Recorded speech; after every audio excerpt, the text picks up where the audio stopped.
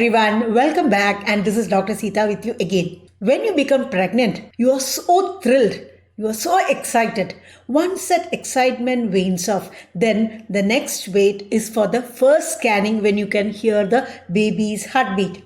Once that excitement also wanes off, then you impatiently wait for the baby to start kicking. Many women who have just completed 3 months of pregnancy come to me with a concern that, Doctor, my baby was moving till yesterday. Today it's not moving. I'm so concerned and I'm so scared. Let me tell you one thing. Though the fetus would have started moving much earlier than 3 months, for you to start perceiving the fetal movements, it will take some more time.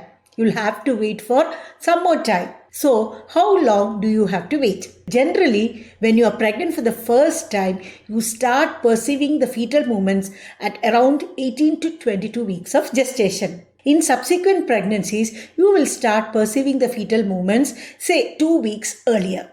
This first perception of fetal movement is referred to as quickening. Now, why does this quickening occur at a later period in the first pregnancy and at an earlier period in the second pregnancy? Is it because in first pregnancies, the babies start moving much more earlier than in subsequent pregnancies? No, it's not like that. There are 2 reasons why this can happen. In the first pregnancy, the woman is not aware of the fetal movements. She cannot identify or recognize fetal movements.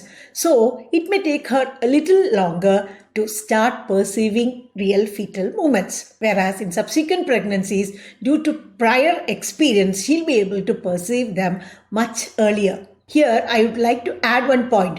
If there is a long gap between 2 pregnancies, then the mother would probably forget how those fetal movements felt like earlier.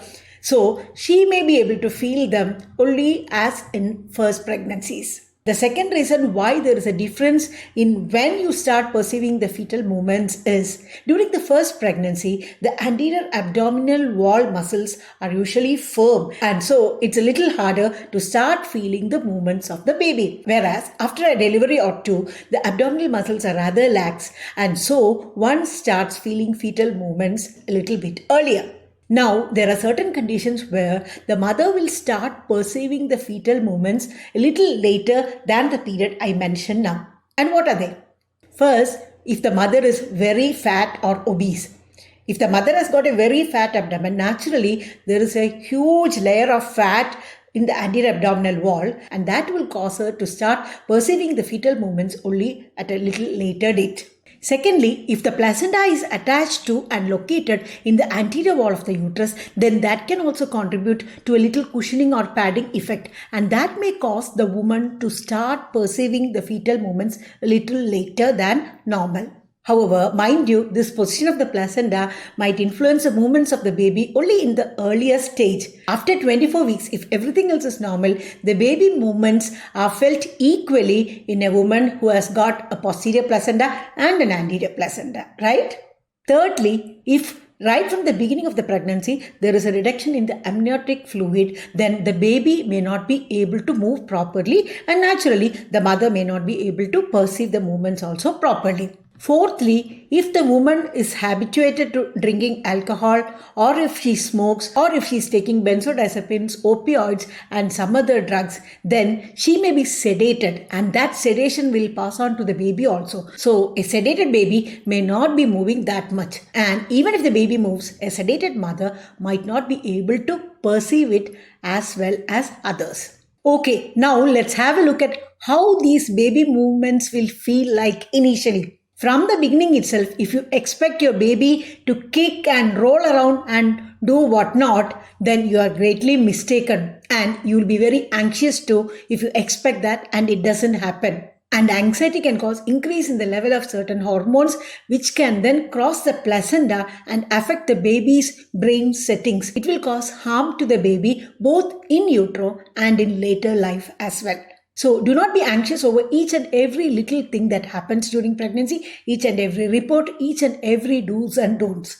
The best thing to do is to try to remain calm and cool as much as possible. Initially, the fetal movements will be felt like a small flutter here and there.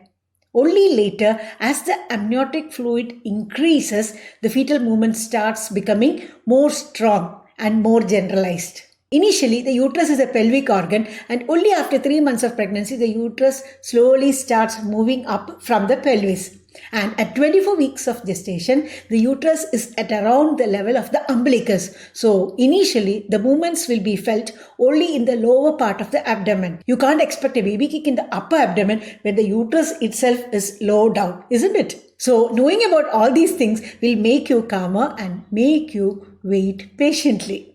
Actually, fetus starts moving very early in pregnancy, right after the completion of 8 to 9 weeks. The fetus is a great acrobat and does so many movements. The fetus kicks, rolls around, jumps, swims, and does lots of other movements within the uterine cavity. Regarding the various acrobats and the various things that the fetus does in utero, when the fetus starts doing each of these, how to know and identify if fetal movements are adequate or not for that particular gestational period, what to do when you don't experience enough fetal movements, what could be the possible reasons, all these things we shall discuss in separate videos.